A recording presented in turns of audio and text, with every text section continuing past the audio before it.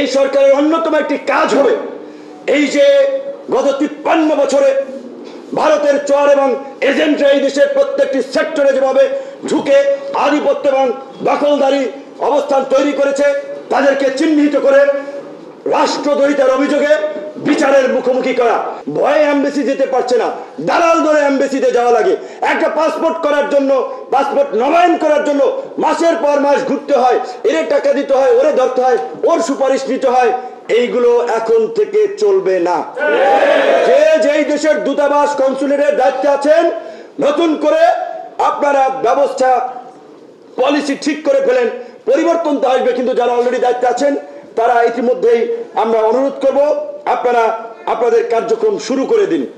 লিটন ভাই একটা কথা বলেছিলেন, ডক্টর মোহাম্মদ ইউনূস সারা বিশ্বের সম্মানিত শিক্ষক, এন্টারপ্রেনার, তার যে সম্মান সেটা আপনারা জানেন। ডক্টর মোহাম্মদ ইউনূস বাংলাদেশের না শুধু, তিনি বিশ্ব নেতা। কাজী আমাদের লিটন ভাই যেটা বলেছেন, বাংলাদেশের মতো আমি চ্যালেঞ্জ দেবো আপনারা দেখান, বাংলাদেশের মতো কমিউনাল হারমোনি বা সাম্প্রদায়িক সম্প্রীতি পৃথিবীর কোন দেশে নাই। ইউরোপ আমেরিকা তো ব্ল্যাক অ্যান্ড হোয়াইটের যে আপনার বৈষম্য অনেক ক্ষেত্রে দেখেছেন। ওই যে কিছুদিন আগে আপনার জর্জ ফ্লয়েড নাজার কাকে আমেরিকাতে যে একজন কৃষ্ণাঙ্গকে মারা হলো পুলিশ, সেটার দাবিতে কি আন্দোলন হলো, পুলিশি ব্যবস্থা সংস্কার হয়ে গিয়েছিল।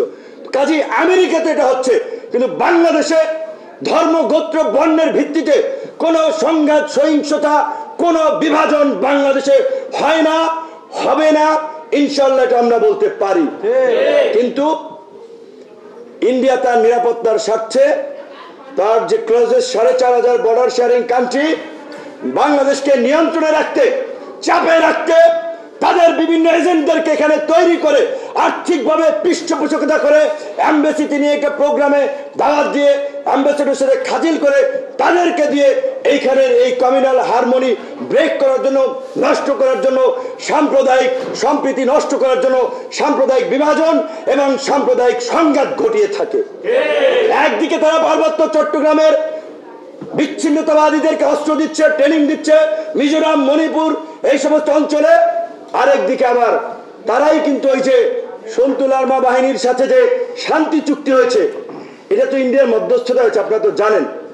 রাষ্ট্রীয় পলিসি বুঝতে হবে, রাষ্ট্রীয় নিরাপত্তা বুঝতে হবে। আবার ইন্ডিয়াই তাদেরকে শেখ হাসিনাকে দিয়ে এই শান্তি চুক্তি করিয়েছিল সে সময়। তার মানে পরিষ্কার কথা, এই দেশে যারা বাস করে পাহাড় থেকে সমতল সবাই এই দেশের নাগরিক, হিন্দু, বৌদ্ধ, খ্রিস্টান। আমরা আপনাদেরকে কথা দিচ্ছি, আমাদের অফিস আলরাজির 2 তলায় একজন মানুষ যদি ভুক্তভোগী হয় তার পাশে আমরা দাঁড়াবো, থেকে শুরু করে সমস্ত জায়গায়। কিন্তু দয়া করে দেশ অস্থিতিশীল হয়, বিদেশিরা ফায়দা নেয়, দেশে সংঘাত, সহিংসতা, নৈরাজ্য তৈরি হয়, এই রকমের কোনো কাজে কেউ সমর্থন দিন না। এটা আপনাদের প্রতি আমাদের অনুরোধ থাকবে। একই সাথে এই সরকারের অন্যতম একটি কাজ হবে এই যে গত 53 বছরে ভারতের চর এবং এজেন্টরা এই দেশের প্রত্যেকটি সেক্টরে যেভাবে ঢুকে আধিপত্য এবং দখলদারি অবস্থান তৈরি করেছে তাদেরকে চিহ্নিত করে রাষ্ট্রদ্রোহিতার অভিযোগে বিচারের মুখোমুখি করা।